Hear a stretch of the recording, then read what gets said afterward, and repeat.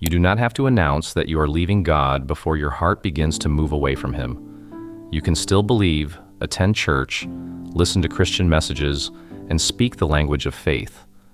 Yet little by little, your daily life can teach you to function as though God is unnecessary. That is what makes spiritual drift so difficult to recognize. It does not always arrive through an obvious sin or a dramatic act of rebellion. Sometimes it arrives through things that are useful, attractive, enjoyable, and completely normal. Your schedule becomes full, your phone keeps your attention, your work demands your strength, and your plans give you a sense of control. Nothing looks seriously wrong, but prayer becomes shorter, silence becomes uncomfortable, and dependence on God slowly disappears. Genesis chapter 4 shows us a picture of this kind of life. It also shows us another way.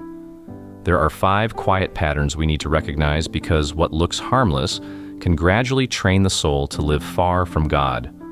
After Cain killed his brother and received God's judgment, Genesis chapter 4, verse 16 says that Cain went out from the presence of the Lord. Cain then built a city. That detail is important because the city represents more than buildings and streets. It is a picture of human life being organized apart from God's presence and government. People can still work, build, create, marry, produce, and entertain themselves in that city. Life continues to function. The danger is that everything can function while fellowship with God is missing. This is what I mean by the world here. I am not saying that every job, relationship, device, song, or plan is evil. I am describing a pattern of life that teaches us to depend on everything except God. The strongest spiritual danger in your life may not be something trying to destroy you openly. It may be something useful that has quietly become your master. The first pattern is attraction. In Cain's family, Ada is presented as a picture of adornment, beauty, and the power to attract. Attraction is not automatically wrong. God created people with the ability to notice beauty, desire good things, and enjoy what is pleasant. The problem begins when attraction becomes control. Something can hold your soul without threatening you, forcing you, or placing a visible chain around you. It only needs to become the thing you cannot stop thinking about. For one person, it may be a relationship they desperately want.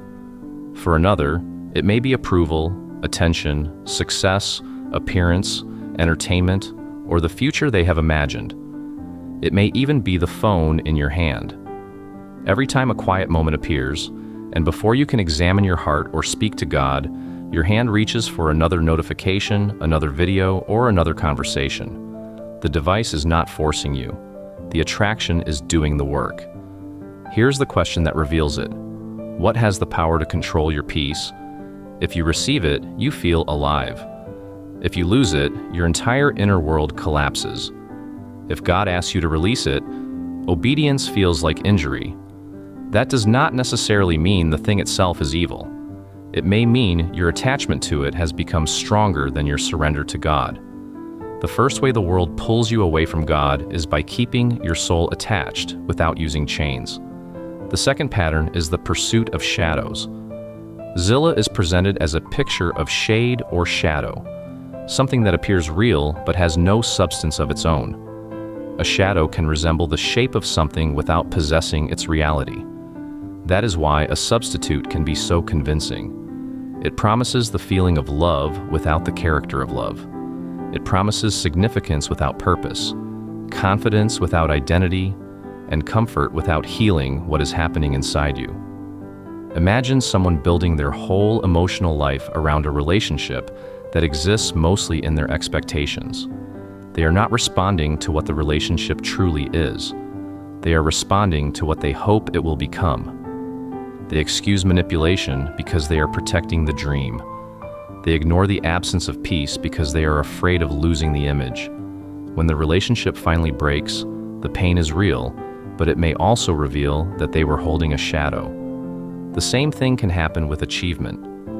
You can believe that one position, one amount of money, or one level of recognition will finally make you secure.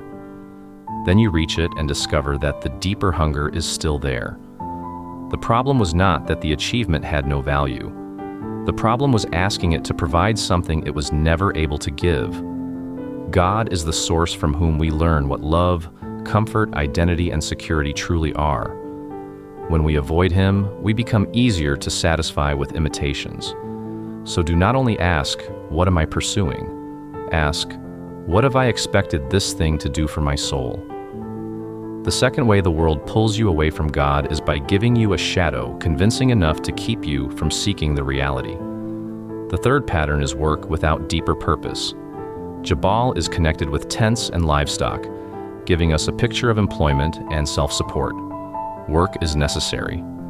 Paying rent, developing useful skills, serving customers, supporting a family, and meeting responsibilities are not signs that you have abandoned God. The danger is not having a job. The danger is allowing your job to consume every part of you. Many people know exactly what they do for a living but have never seriously asked why God has placed them where they are. They spend their clearest hours, strongest energy, and best attention at work. Then God receives whatever remains after the commute, the stress, the chores, and the exhaustion. Prayer becomes something they will return to when life becomes less busy, but life rarely volunteers to become less busy. This does not mean you must leave your profession or stand behind a church pulpit. Your workplace can become one of the places where your faith becomes visible. A Christian in a hospital, office, classroom, store, construction site, or home still carries the responsibility to represent Christ there. The location does not remove the calling to live faithfully, but you cannot consistently give all your strength to earning and none of it to becoming. Your job may pay your salary, but it cannot form your entire identity or answer the deepest reason for your life. Ask yourself whether work has become the reason prayer is always postponed. Ask whether professional progress is increasing while your inner life with God is weakening. Ask whether you are building a career while neglecting the person you are becoming. The third way the world pulls you away from God is by making legitimate responsibility so consuming that you no longer have room for spiritual life. The fourth pattern is constant entertainment. Jubal is connected with the harp and the organ, giving us a picture of entertainment created to fill an inner void. Music, films, sports, stories, and recreation can be enjoyed with gratitude. Rest is not the enemy. The question is what entertainment is doing inside you. Are you enjoying it, or are you using it to avoid yourself? Some people cannot cook, drive, walk, wait, or prepare for sleep without something playing. The moment silence begins, they reach for noise. Not because the content is always bad, but because quiet might expose the condition of the heart. Silence may reveal fear you have not brought to God, disappointment you have buried, or a prayer life that has slowly disappeared. Constant stimulation can cover those things without resolving them. It can make an empty soul feel occupied. Genesis 4 places that external music inside a larger contrast between life apart from God and life that calls upon Him. This does not mean a Christian must always feel joyful, or that serious emotional pain can be reduced to a lack of prayer. It means entertainment cannot do the work of God's presence. It can give you a break, but it cannot become your source of life. Try asking a simple question before you press play again. What am I unwilling to face in this quiet moment? Then bring the honest answer to God. The fourth way the world pulls you away from God is by keeping you constantly occupied so that you never notice what is missing within. The fifth pattern is self-made security. Tubal Cain is connected with instruments of brass and iron, giving us a picture of tools built for self-defense. Again, preparation is not the problem. Wisdom plans, saves, learns, protects, and acts responsibly. The problem begins when what you have built becomes the final source of your confidence. You have money, so you no longer feel the need to ask God for daily bread. You have knowledge, so you make decisions first and inform God later. You have connections, so prayer becomes a last option after human influence fails. You have a detailed plan, so surrender feels like an interruption. This kind of security is dangerous because it can look like maturity while quietly producing independence from God. You may still thank God with your words while trusting your own strength in practice. One way to recognize this is to notice what happens when control is taken away. When the plan changes, the money is insufficient, or the answer remains uncertain. Does your heart know how to depend on God? Prayer is not a refusal to prepare. Prayer is the confession that preparation is not God.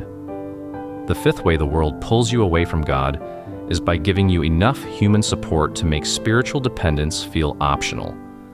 These 5 patterns appear different, but they share one root. Attraction says, I must have what I desire.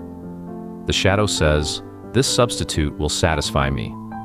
Work says, I can build my life through effort alone. Entertainment says, I can silence what is happening inside me. Security says, I can protect myself from every uncertainty. Together, they create a life organized around self-support, self-entertainment, and self-defense. God may still be mentioned in that life, but he is no longer necessary to its daily operation. That is the quiet pull we must resist. The question is not whether you own a phone, have a job, enjoy recreation, desire love, or prepare for the future. The question is whether those things serve your relationship with God or steadily replace it. Genesis 4 does not end with Cain's city. Verse 26 introduces another line through Seth and Enosh. The Bible says, "Then began men to call upon the name of the Lord." That is the contrast. One way of life learns to operate apart from God. The other deliberately calls upon Him. Prayer is more than presenting a list of emergencies. It is the repeated decision to live in conscious dependence on God. It brings your attractions, disappointments, work, entertainment, plans, and fears back under His government. It keeps a useful thing from quietly becoming an ultimate thing. You can begin with an honest 5-question examination.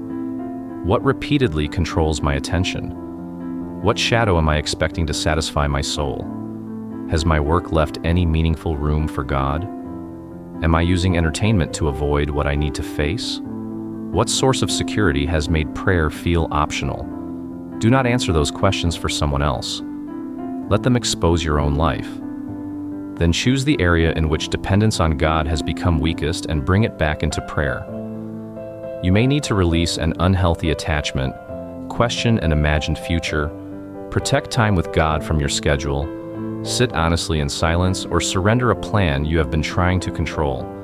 The response does not need to be dramatic, but it must be intentional. The world pulls quietly, so you must return deliberately. Do not wait until you have openly rejected God before taking spiritual distance seriously. Call upon Him now. Make prayer your way of living, not merely your reaction to crisis. If one of these 5 areas exposed something in your life, share the area in the comments as a simple act of honesty. And subscribe for more biblical teaching that helps you recognize what is shaping your spiritual life. You do not have to remain in a life that is slowly teaching you to live without God. You can choose the way of prayer, dependence, and His presence again.